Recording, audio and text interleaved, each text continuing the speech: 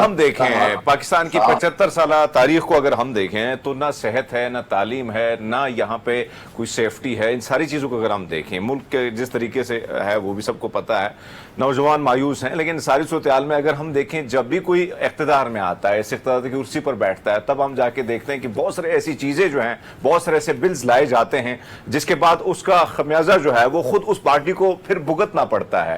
کیا کہتے ہیں ابھی یہ معاملہ جو ہو رہا ہے بڑی تیزی سے، اور ماضی میں بھی ہم نے یہ معاملات دیکھیں؟ بالکل ایسے ہی ہے. میں آپ کو حرمیت تاریخی طور پر بتاؤں، بھٹو صاحب نے ایک قانون پاس کیا کہ جی نان ریزیڈنٹ پاکستان کی عدالتوں میں پیش نہیں ہو سکے گا.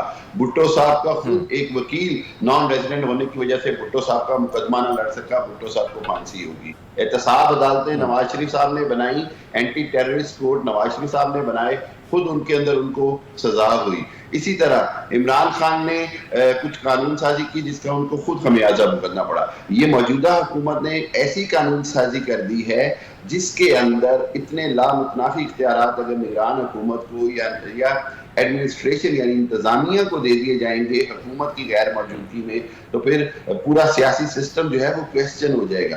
آپ نے بالکل ٹھیک کہا کہ یہ خود اپنا ہی بویا کاٹتے ہیں اور ان کو خود سر یہ سوچنا تو پڑے گا تاریخ کہ کہتی ہے نا کہ اپنا ہی بویا کاٹتے ہیں. لیکن اگر اجلت کی بات کریں تو حکومت کے جاتے جاتے ٹارگیٹس دیکھیں کہ جتنے بل میکسیمم ان کی فیور میں ہو اس کو منظور کرا لیا جائے. آج کل جو پے در پہ ہم بل پہ بل پارلیمنٹ میں دیکھ رہے ہیں، کچھ کثرت رائے سے منظور ہو جاتے ہیں، کچھ اپنے ہی ان کے بندے، مطلب آپ حکومت کی لوگوں کی بات کریں وہی ایکسیپٹ نہیں کرتے، بیکاز ان کو یہ نظر آ رہا ہوتا ہے کہ فار دا ٹائم بینگ تو چلے یہ ہمارے فیوریبل ہوں گے، لیکن مستقبل قریب میں یہ ان کو ہی نقصان پہنچائیں گے.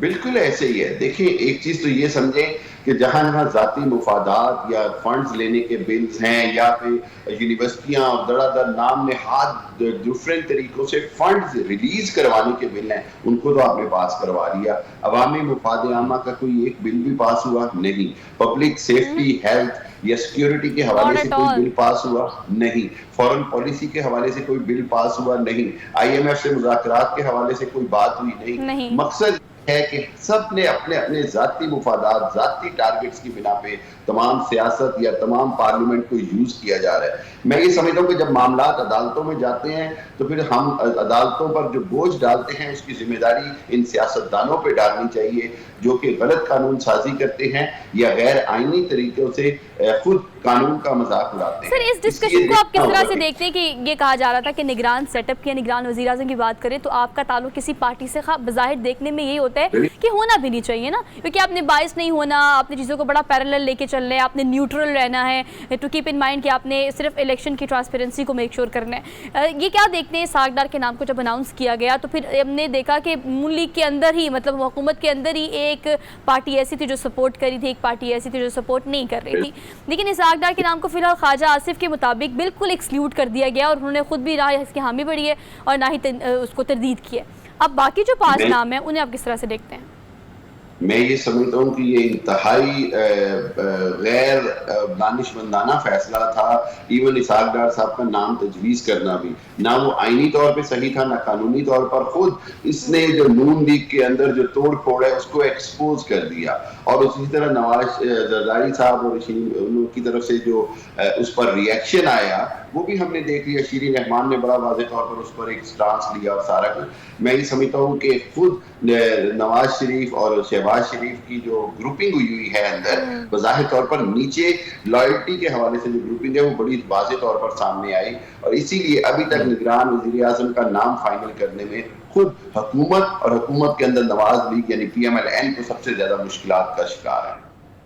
جی حرمیت خان صاحب ایک اور چیز دیکھیں پی ٹی آئی کے حوالے سے. دیکھیں کل آپ نے دیکھا شہریار افریدی کے حوالے سے بڑے زبردست قسم کے ریمارکس آئے ہیں لاہور ہائی کورٹ کی جانب سے جو آپ نے پڑھے ہوں گے. اس سے قبل جو ہے فرق فرید کے جو ریمارکس تھے وہ بھی آپ نے 9 مئی کے حوالے سے دیکھے.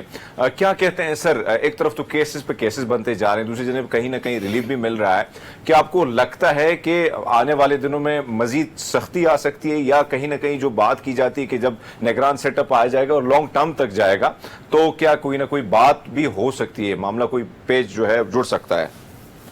حرمیت بڑا ٹرکی کویسچن. میرا خیال یہ ہے کہ یہ دیکھنا ہوگا کہ نگران وزیر اعظم بنتا کون ہے. کیا کوئی معیشت کا ایکسپرٹ بنتا ہے؟ کیا واقعی کوئی غیر جانبدار شخص بنتا ہے؟ اگر ایسی صورتحال ہوئی تو بلا شبہ میں سمجھتا ہوں کہ پی ٹی آئی کو بھی اور بہت سارے نامزد شخص ہیں ان کو ریلیف ملے گا، اس سے انکار نہیں، کیونکہ جو غیر جانبدار سیٹ اپ ہوتا ہے اس کی کوشش ہوتی ہے کہ سیاسی ماحول کو سازگار بنایا جائے، سیاسی ماحول کو بہتری کی طرف لے جایا جائے. لیکن اگر کوئی ایسا شخص نگران وزیر اعظم آتا ہے جس کے اوپر کوئی اس طرح کے الزامات یا اس طرح کے شکوک ہوتے ہیں کہ وہ کسی خاص پارٹی یا کسی خاص نظریے کو ٹو کرے گا، تو پھر میرا خیال ہے کہ مزید سختیاں بھی آ سکتی ہیں. ابھی تک یہ جو اہم سوال ہے اس کا جواب 2 دن کے بعد دیا جا سکے گا جب نگران وزیر اعظم کا نام فائنل ہو جائے گا. اس سے آپ کو مستقبل کا نقشہ نظر آئے گا کہ کیا یہ نگران حکومت 90 دن کے لیے ہے یا اس سے زیادہ عرصہ کے لیے. ایک نگران وزیر اعظم کے نام سے بہت ساری گتھیاں سلجھتی نظر آئیں گی. بالکل ٹھیک سر، تھینک یو سو مچ.